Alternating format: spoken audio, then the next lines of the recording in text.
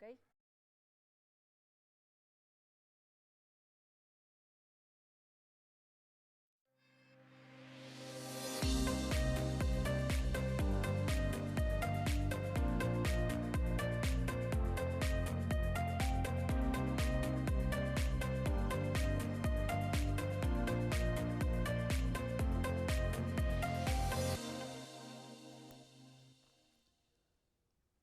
Muy buenas tardes, bienvenidos a la UNAM Responde este martes. Como cada tarde, nos da mucho gusto saludarlos y recibirlos en este espacio informativo para compartir con ustedes pues parte del trabajo y del quehacer que se genera día con día dentro de nuestra universidad. Y como cada día, también les recordamos que nuestras vías de comunicación están abiertas para que sigamos haciendo juntos este programa. Queremos recibir sus dudas, sus comentarios y también los temas que les gustaría que abordáramos cada tarde en este espacio universitario.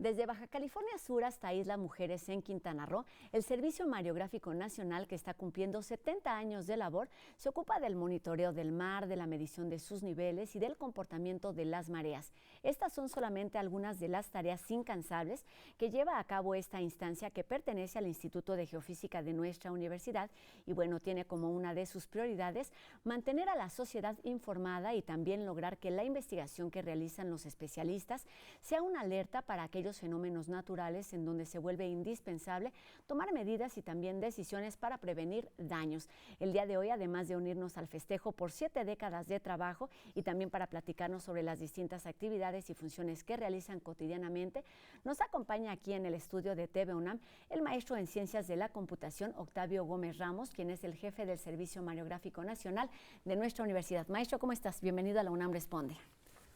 Hola, muchas gracias, muy buenas tardes y muy agradecido por este espacio para poderles platicar un poco de lo que es el servicio mareográfico y de lo que ha sido este 70 aniversario. Exactamente, y contento seguramente también con este aniversario, mucho de qué platicar, porque son esos temas que no tenemos quizá muy presentes y me gustaría empezar por ahí. Cuando hablamos de servicio mareográfico, estamos hablando de pues aquello que sucede en el mar, en las aguas, en los océanos, estamos hablando de lo que se entiende en algún momento como ciencias del mar. ¿Qué son exactamente y a qué se dedican? Bueno, el Servicio Mareográfico Nacional se dedica principalmente al monitoreo del nivel del mar. Pero es muy interesante porque solamente de estar vigilando el nivel del mar uno puede ver muchísimas cosas en los registros. Por ejemplo, si hubo un sismo, si hubo un huracán, si hubo un norte, o como ahorita que ocurre un sismo y la gente pregunta si va a haber tsunami o no. Todo eso se ve en los registros de nivel del mar. Además de medir nivel del mar, también medimos meteorología en la misma ubicación de las estaciones, porque eso ayuda a caracterizar mejor algunos fenómenos. Y también en algunas estaciones contamos con receptores GPS. Entonces, la idea es que todos los fenómenos que alteran el nivel del mar, como los que ya mencioné, puedan ser registrados lo mejor posible.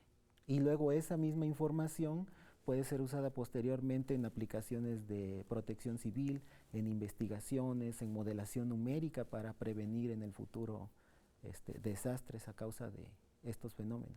Vamos a intentar entender cómo hacen cada una de estas funciones, pero antes me gustaría pues que hiciéramos un poquito de historia. Están cumpliendo 70 años de una instancia oficial, comenzó siendo la red mareográfica y se ha ido transformando, bueno, incluso hay registros previos de este monitoreo que se hace del nivel del mar. ¿Cómo ha sido este proceso? ¿Qué tanto ha cambiado y cómo se ha renovado también el espíritu de un servicio que forma parte de la universidad, pero sabemos presta servicio a todo el país? Exactamente. Todos los servicios geofísicos, como por ejemplo el Servicio Sismológico Nacional o nosotros, tenemos esa misión primordial de llevar lo que hacemos a la sociedad, de contribuir y de regresar las cosas a la sociedad. El servicio, la red de monitoreo nacional nace en 1942 y nace debido a que México entra formalmente a la Segunda Guerra Mundial. Entonces una de las decisiones que toman es elaborar mapas de México y para eso necesitan referencias y la referencia más usada era el nivel medio del mar, entonces hay que medirlo para poderlo calcular. Pero ya 10 años después, que ya había cumplido con sus objetivos militares y de operación portuaria, la red se la ceden a la UNAM Y entonces en 1952 es cuando pasamos a formar parte del Instituto de Geofísica, y de ahí para acá son estos 70 años. Y es sumamente interesante la evolución del servicio, porque depende mucho de qué son los problemas que interesan en esa época. Por ejemplo, cuando la red se instaló, lo que les interesaba era caracterizar el nivel del mar en una zona, ¿no? Medir un año más o menos, y ya con eso pueden pronosticar marea astronómica y generar muchísimos productos que apoyan la operación portuaria. Pero actualmente, por ejemplo, nos interesa saber cuál es el incremento del nivel del mar debido a cambio climático. Y para eso necesitamos series de tiempo de decenas de años. Y aparte con precisiones bastante, prácticamente milimétricas. Esto es importantísimo porque pues van resolviendo problemáticas que se van presentando de acuerdo al tiempo, de acuerdo al espacio y de acuerdo quizá quien esté buscando una información específica. No es lo mismo lo que necesitan pues la población en general que la gente que trabaja o que habita en ciertos puertos. Y para esto es importante hablar de las estaciones. Actualmente cuentan con 27 estaciones distribuidas a lo largo tanto del Golfo de México como el Océano Pacífico. ¿Qué es una estación y qué hace cotidianamente? Exactamente, tenemos 12 estaciones del lado del Pacífico y 15 estaciones del lado del Golfo. Lo que hace la estación es monitorear en tiempo casi real el nivel del mar. Quiere decir que la medición que registra nos la envía aquí a Ciudad Universitaria tan pronto la toma. La envía por internet o la gran mayoría también transmite por satélite. ¿Cuál es este periodo de tiempo promedio, digamos? El periodo de tiempo varía, pero es menor a los 10 minutos. Okay. De forma, digamos, inmediata. Sí. Internet es lo más rápido. Por internet llega casi instantáneamente, pero por satélite tenemos ventanas de transmisión muy específicas en las cuales tenemos que mandar la información. Entonces, digamos, tenemos que esperar a que el satélite nos escuche y entonces ahí es donde ya tenemos más tiempo. Pero también es un medio de comunicación sumamente confiable cuando la información se requiere más, que es en el caso de eventos extremos, y tenemos como por ejemplo el sismo que ocurrió el pasado 19, que la gente quería saber cómo se estaba comportando el mar en la zona cercana al epicentro. Entonces ahí es sumamente confiable la transmisión por satélite, porque a veces la transmisión por internet se cae o hay mucha gente usando la red de telefonía al momento, entonces... Son cosas que hay que considerar. Sí, porque precisamente cuando más se requiere es cuando es más susceptible a fallas. Tienen, digamos, estas dos áreas o estas dos líneas de trabajo. Una es el monitoreo y la revisión y la forma de obtener información de forma periódica, de forma ordinaria, que es lo que está diciendo el mar. ¿Cómo se lee? Es decir, ¿cuáles son los elementos que ustedes están monitoreando? ¿Solamente que el nivel del mar suba o baja, o hay otros factores que están considerando? Exactamente. Lo principal es eso. Es muy simplificado, pero es eso. ¿Cómo sube y cómo baja el nivel del mar? Entonces, si el mar no está alterado por nada externo, digamos, no hay huracán, no hay tsunami, no hay nada, lo único que lo levanta y lo baja es la marea astronómica, que es la fuerza de gravedad principalmente de la Luna y el Sol. Y eso se puede pronosticar con bastante precisión. Pero además de eso, cuando ya hay un evento, por ejemplo, ahorita tenemos un huracán en desarrollo que está pasando muy cerca de la península de Yucatán. Este huracán genera lo que se conoce como marea de tormenta, básicamente sopla agua. Y entonces, dependiendo del ángulo del viento, puede ser que se apile mucha agua en una costa, ¿no? Que se inunde como si fuera un tsunami. Pero en este caso lo que está soplando esa agua es el huracán. ¿Qué tan complicado resulta estudiar algo que siempre esté en movimiento? Es sumamente complicado, pero también es sumamente interesante porque es muy dinámico. Son muchos fenómenos los que hay que caracterizar y los fenómenos se comportan muy distintos entre sí. Aunque la mayoría, el resultado final es que el nivel del mar se eleva, como en los tsunamis o en la marea de tormenta o en los nortes, tienen dinámicas muy distintas entre ellos. Entonces es sumamente interesante poder estudiarlos y caracterizarlos. Y la idea es que todo esto sirva para prevención, ¿no? Al final, el chiste es que la gente que vive en la costa sea cada vez menos dañada por estos fenómenos naturales que, como los sismos o los huracanes, van a estar ocurriendo siempre. Para que esto suceda y para que la información pueda servir como materia o como elemento de prevención, ¿qué es lo que tiene que hacer? Es decir, ya nos cuentas este monitoreo que se hace en cada una de las estaciones, después llega aquí a Ciudad Universitaria y después cómo se da a conocer esta información, quién la puede obtener, cómo se da esta distribución de la información que reciben y si ustedes hacen procesamiento de ella o solamente envían los datos y ya cada quien la interpreta de acuerdo a sus necesidades? Bueno, los datos crudos, que es el dato como llega, son completamente abiertos. Okay. Cualquiera que los necesite puede ir a nuestra página y descargarlos, y si son de periodos pasados, nos envían una solicitud y se los enviamos absolutamente sin ningún costo. Los datos son completamente abiertos. Okay. Y nosotros, a partir de estos datos, generamos algunos reportes que publicamos tanto en redes sociales como en nuestro portal. Últimamente las redes sociales han sido el medio donde se ha tenido la mayor difusión. Por ejemplo, con el sismo del 19 de septiembre tuvo muchísima difusión nuestro reporte de cómo había estado el nivel del mar por el tsunami que se generó por ese sismo, que afortunadamente fue un tsunami pequeño, no como para causar daños en las estructuras, pero sí importante como para no cuidar que la gente se acercara y pudiera ser arrastrada por las corrientes. Indispensable que se haga esta difusión de la información en redes sociales donde se generan más cantidad de dudas y más información que no es correcta. Hablemos en particular de este tsunami, que es lo que tenemos más reciente. Sí hubo un tsunami, ¿cuáles fueron sus características y por qué es importante hablar de ello y pues disipar dudas? Sí, es muy interesante porque la gente, por ejemplo, cuando la amplitud del tsunami es de algunos centímetros, 20, 30 centímetros, es poco perceptible. Y entonces la gente pues no cree que hubo un tsunami.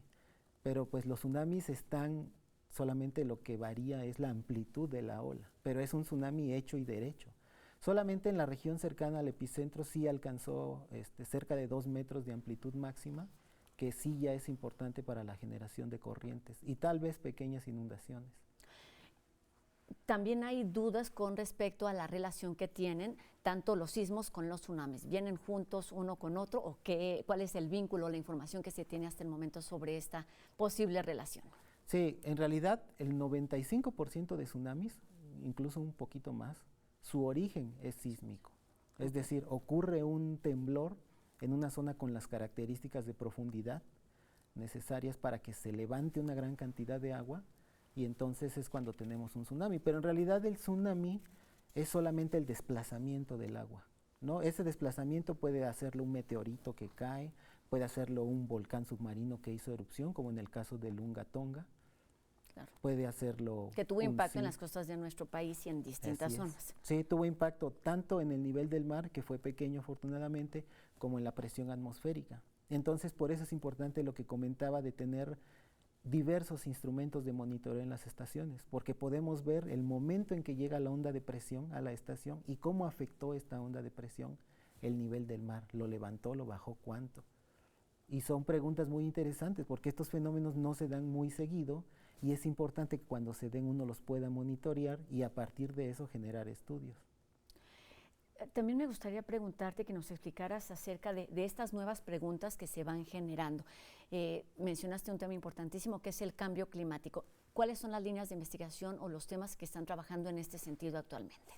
Actualmente tenemos un proyecto precisamente en colaboración con el Instituto de Ciencias de la Atmósfera y Cambio Climático, y la idea es caracterizar el aumento del nivel del mar en todas las regiones donde estamos monitoreando, porque una cosa es el aumento de nivel del mar debido a cambio climático a escala global, que está principalmente desde los 90 que se mide con altimetría satelital, ya está muy claro, muy bien definido, pero el impacto que tiene localmente puede ser muy distinto. O sea, puede ser que localmente mi nivel del mar está aumentando mucho más rápido que el global, o tal vez no está aumentando, está disminuyendo.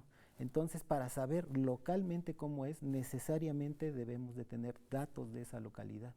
Entonces, ahorita nosotros estamos haciendo un proyecto donde hacemos control de calidad de los datos, porque desafortunadamente una red de monitoreo autónoma pues implica muchos errores en las mediciones. ¿Cómo funcionan? ¿Qué son exactamente estas redes de monitoreo? Estas redes de monitoreo son un equipo de sensores conectados a una pequeña computadora y a una fuente de energía eléctrica en medio de una casita que está en un muelle. Es sumamente importante que haya un muelle porque para poder medir el nivel del mar necesitamos tener buena profundidad para poder registrarlo correctamente. Entonces todos estos equipos están ahí, energía eléctrica, transmisión, monitoreo y la computadora que controla todo. Y ya esa computadora se encarga de medir los datos mandárnoslos y ya una vez acá nosotros los usamos para procesamiento, para diversos productos, como los reportes que publicamos en redes sociales, pero también los dejamos disponibles para cualquier persona que los necesite. Son unidades o son pues sí, equipos que están trabajando todo el tiempo, que están recibiendo información todo el tiempo. ¿Qué de esta información se convierte o puede ser de utilidad, digamos, cómo se interpreta para que pueda ser aprovechada en términos de protección civil y de prevención? Pues en realidad prácticamente todo se aprovecha, porque cuando uno ve las solicitudes de información, nosotros cuando entregamos datos les pedimos de favor que nos indiquen para qué los van a usar con el objetivo de pues mejorar y tal vez hacer luego productos más enfocados a esas aplicaciones. Entonces el universo de cosas para lo que se usan los datos es absolutamente increíble. Cosas tan curiosas como caracterizar cómo se comporta una especie que le gusta vivir entre la marea alta y la marea baja, nada más entre esas dos mareas. ¿De qué profundidades estamos hablando para tener un parámetro? Depende muchísimo de la ubicación, porque lo que es nivel del mar al final son ondas y las ondas siempre están muy casadas con su entorno.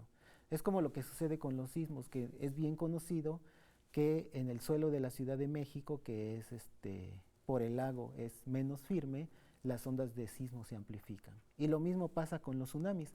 Los tsunamis en las bahías tienden a amplificarse, a hacerse más grandes. Por ejemplo, el de Japón de 2011, en casi todas las estaciones no dio más de 40, 50 centímetros, pero en Acapulco dio más de 2 metros de amplitud. Y eso es porque localmente el medio aumenta las ondas.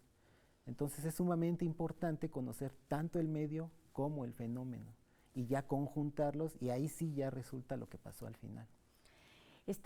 Me estás platicando de un tema, pero parecen muchos en realidad, es decir, lo que sucede en el mar, lo que sucede en la tierra, lo que sucede en las computadoras. ¿Cómo está conformado el equipo que tiene que ser interdisciplinario, el que está trabajando en este servicio Mariográfico Nacional? Sí, el equipo está conformado principalmente por analistas. También tenemos gente de cómputo y la otra rama que es sumamente importante es la de instrumentación, que es el personal que se encarga de cuidar estas estaciones, de visitarlas, mantenerlas, si algo falla, ir a cambiar el sensor, calibrarlos para que den menos errores. Entonces, básicamente tenemos la rama de instrumentación, la rama de cómputo y la rama de análisis.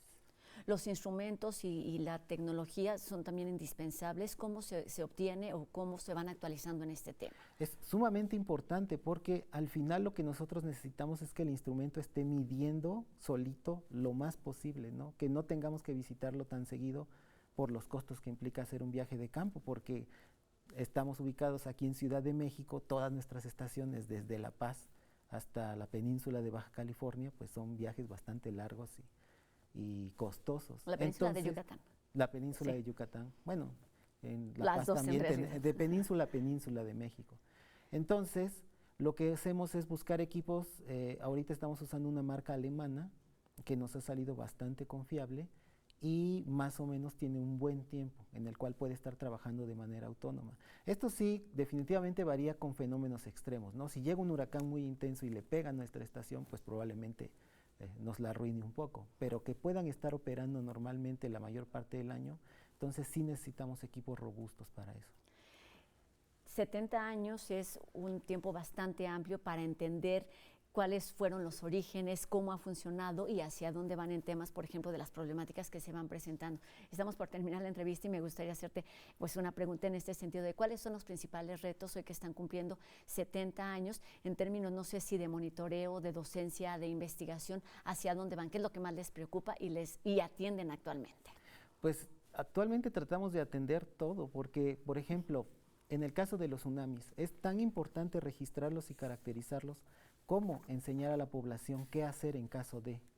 Entonces este año estamos tratando de impartir un curso nacional de prevención ante tsunamis. Tenemos expertos tanto del Instituto de Geofísica como de Japón, con quien colaboramos muy cercanamente. Y la idea es también llevar este conocimiento a la gente, que sepan qué hacer en caso de los fenómenos. Entonces todos los componentes son importantes. Debemos cuidar la red, debemos nosotros presentar nuestros reportes para que la sociedad sepa qué está ocurriendo con algún fenómeno, pero también tenemos que tratar de ayudar a la sociedad a entenderlos mejor y a saber qué hacer. Entonces sí es una labor bastante amplia, pero bueno, es lo que nos toca hacer y lo hacemos con mucho gusto. Claro, bastante amplia y compleja, pero para terminar me gustaría que eso en un minutito, en menos, nos expliques por qué es importante no solamente voltear a ver a los océanos, estudiarlos, sino cuidarlos, conservarlos en esta parte en la que sí podemos contribuir todos desde donde estemos. Sí, en México 17 de los estados tienen apertura al mar. Entonces, realmente todos nosotros estamos en menor o mayor medida influidos por lo que ocurre en el mar. Y hay muchas cosas que ocurren en el mar que son completamente inevitables, como los tsunamis o los huracanes, ante los que tenemos que estar preparados. Ante el cambio climático, donde tenemos que hacer medidas de mitigación y adaptación, porque es un fenómeno que ya está ocurriendo. Entonces, por eso es sumamente importante tener información y también voltear de vez en cuando a conocer qué se hace. Ahorita vamos a hacer un esfuerzo muy importante para que en cada zona donde tenemos una estación, la gente de esa zona sepa dónde está, para qué sirve, en qué los ayuda. Claro. Y la cuiden también. Seamos conscientes y podamos cuidarlo. Y todos quienes estamos también a la distancia de estas unidades podemos tener acceso a esta información a través de la página que ha estado apareciendo en nuestras pantallas y también a través de las redes Facebook, Instagram y Twitter. Están ahí muy presentes como ese Mareográfico EN. Pues muchísimas gracias por estos minutos, muchísimas felicidades por estos 70 años de trabajo, 7 décadas de labor, maestro Octavio Gómez Ramos, jefe del Servicio Mareográfico Nacional de nuestra universidad, que pertenece al Instituto de Geofísica. Gracias y muchas felicidades. Muchísimas gracias, Rosa. Gracias, maestro. Y bueno, tenemos mucha más información aquí en la UNAM Responde, y ya que aprendimos algo sobre las mareas, vamos enseguida a la celebración por los 15 años de la revista Punto en Línea. Anel Pérez nos cuenta algo sobre su historia, cómo se ha transformado con el paso del tiempo y también sobre una convocatoria especial.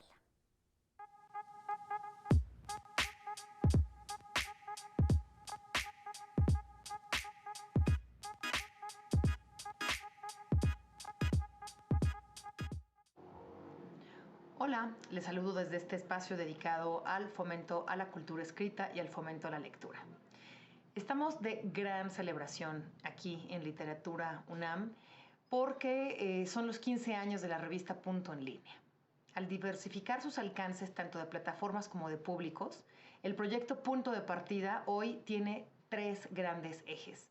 Un concurso anual, una colección de libros, las ediciones Punto de Partida, y 2 publicaciones periódicas, la revista impresa Punto de Partida y la plataforma totalmente digital Punto en Línea, que es la que está de fiesta. Punto en Línea nació en septiembre de 2007 con un contenido que ha aprovechado las ventajas de las plataformas digitales y entonces ha ido más allá de los géneros literarios tradicionales, aprovechando los soportes para abordar otras variaciones como los videopoemas, las artes intermediales y seguir difundiendo así la nueva creación y tender puentes hacia nuevas comunidades que son las comunidades digitales. Punto en Línea ha dado voz a una enorme cantidad de obra literaria y visual, producto de autores y artistas emergentes de distintas latitudes. Y bueno, una coincidencia matemática unió estos 15 años con su edición número 100. Así que este grupo editorial decidió lanzar una convocatoria muy especial cuyo tema fuera la celebración. Los textos y trabajos visuales compilados dialogan de distintas maneras y desde muy diversos ángulos el tema de las celebraciones, donde desde luego muchos tienen que ver con la celebración de la vuelta después de la pandemia y celebrar la pospandemia. Punto en Línea puede consultarse desde el número 1 y hasta el número 100 en la página que están viendo en pantalla. Queremos felicitar muchísimo a todo el enorme y valiosísimo equipo de Punto en Línea y de una vez también a todo el proyecto de Punto de Partida. Nos vemos la próxima semana aquí, si leo, no me encierro.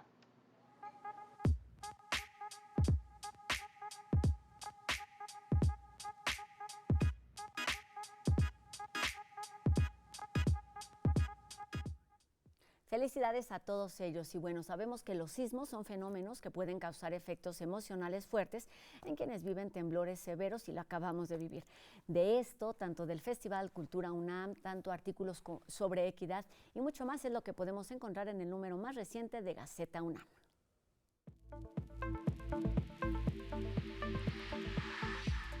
¿Qué es la tremofobia? ¿Existe clínicamente y cómo enfrentar el trastorno del estrés postraumático? Son algunas de las preguntas que responden los especialistas para atender las sugerencias que comúnmente se comparten en redes sociales. Además, una lista de documentos y objetos importantes que debemos incluir en nuestro mini kit para tener a la mano en caso de vivir un sismo. El artista y escultor Federico Silva habla a sus 99 años del mural geométrico que creó a manera de tríptico en la Facultad de Ingeniería en 1980. La UNAM inaugura en Juriquilla la Unidad de Investigación de Órtesis y Prótesis de la ENES, donde se realiza docencia, investigación y se da atención en las que se promueve la innovación de calidad. Y para despedirnos el día de hoy los queremos invitar a las actividades de la conferencia de la Asociación Internacional de Archivos Sonoros y Audiovisuales IASA 2022, que se lleva a cabo en la Fonoteca Nacional hasta el 29 de septiembre bajo el lema Los archivos del futuro abiertos, sustentables y equitativos, en donde participan 39 países que reflexionan en torno a la situación actual y también a los retos a los que se enfrenta el patrimonio sonoro y audiovisual en el siglo XXI. Se trata de un foro que organizan el Instituto de Investigaciones Bibliotecológicas y de la Información de la UNAM, así como la Fonoteca Nacional y Memórica. Las actividades se llevan a cabo tanto en forma presencial como en forma virtual y todos los detalles están en la página que aparece en nuestra pantalla. Y bueno, lo podemos seguir, ya lo decía, en forma virtual, pero también es una oportunidad para visitar este recinto que se encuentra ahí en Francisco Sosa. Con esto terminamos nuestro programa de hoy y la invitación a que nos acompañen en una emisión más de la UNAM Responde el día de mañana en punto de las 2:30, por supuesto, por TV UNAM. Mi nombre es Rosa Brizuela. Adiós.